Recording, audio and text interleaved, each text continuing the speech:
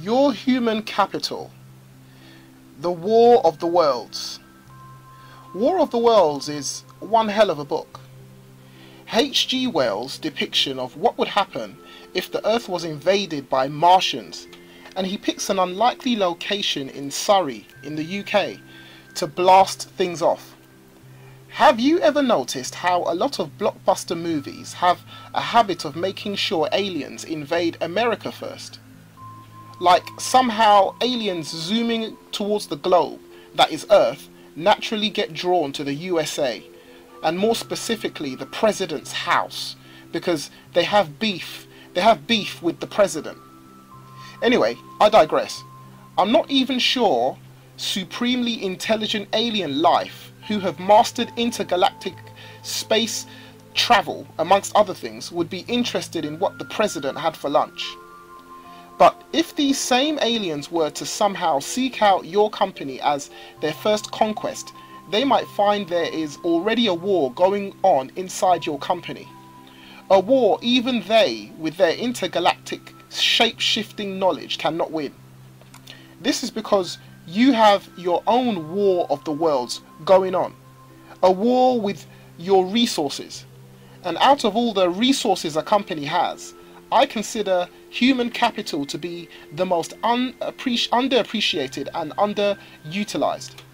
We live in an information age, and the jury is still out on whether people are actually smarter than before. The human capital is the collective wisdom and skill your company has ready access to.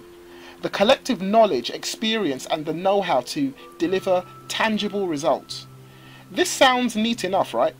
Everyone hi-hoing, singing together while they work, sharing ideas and skipping into the sunset. The touted message about human capital is an advert for the blue-collar working person. Most of these theories about human capital are created and touted by lecturers in university halls who do not have the experience of raising their young in the predator-infested business jungle.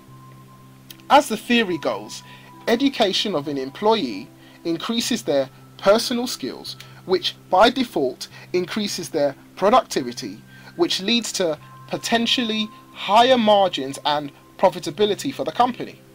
The increased productivity then leads to higher pay to compensate for the increased productivity. I hope you read that last sentence clearly. Yes, the one that about increased productivity leading to higher pay.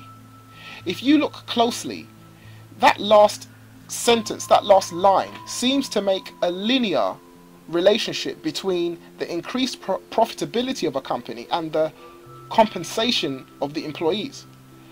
I can just see the liberals right now toasting themselves with their mugs of tea. One of the best quotes I heard was that everyone at the table is a liberal until someone reaches for their chips. Then they become a conservative. And it only becomes clearly apparent there are two worlds at work when there is a crisis at the company. The most recent time which comes to mind is when there is a shortage of incoming business and revenue is down, like in a recessionary marketplace. All of a sudden, to preserve the company, the jobs of the many, a liberal idea, a few have to be sacrificed, a conservative action. The two sides, liberal and conservative, live side by side in a company. Both sides have their own interest in the survival of the company. The liberal side wants the company to survive for job creation and welfare of the most people. The conservative side wants to see an increase of the bottom line of the company, which equals a stronger company. Have you ever noticed how the people of the company never seem to appear in the assets section of a balance sheet? Do you want to know why this is so? The answer is simple. The people of the company are a cost to the company, a necessary evil, and in some cases a waste product. It is indeed a jungle out there. All entrepreneurs and business owners have to wear two hats.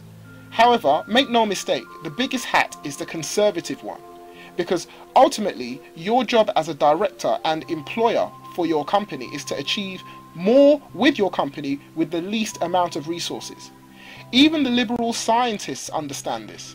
Would-be employees are often being told the skills future employers are looking for in the marketplace. Some employees already understand the economics.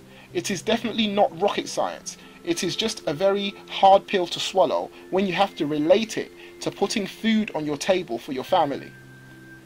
This is why picket lines and unions always seem to score empty victories over the long term when the conservative axe rears its head. The economics states a resource in the marketplace which is perceived to be relatively more scarce will be priced higher than a resource which is readily found in large quantity, the law of supply and demand. When this idea of relative scarcity is transferred to the labour market, it means an individual who wants to be at the higher salary end of the scale must have skills another person does not have, and those skills must be in great demand. As an entrepreneur with the conservative hat on, your job is to constantly identify the key tasks, performance indicators, and key skills to deliver those tasks for the least amount of financial capital the market will tolerate, in the quickest time and lowest energy output. Your liberal views may mean you take your eye off the ball the majority of the time. Sometimes it is comforting to keep things as they are. However, when disaster strikes or crisis is looming, the conservative magnifying glass has to come out and the skills have to earn their place. One company, two worlds.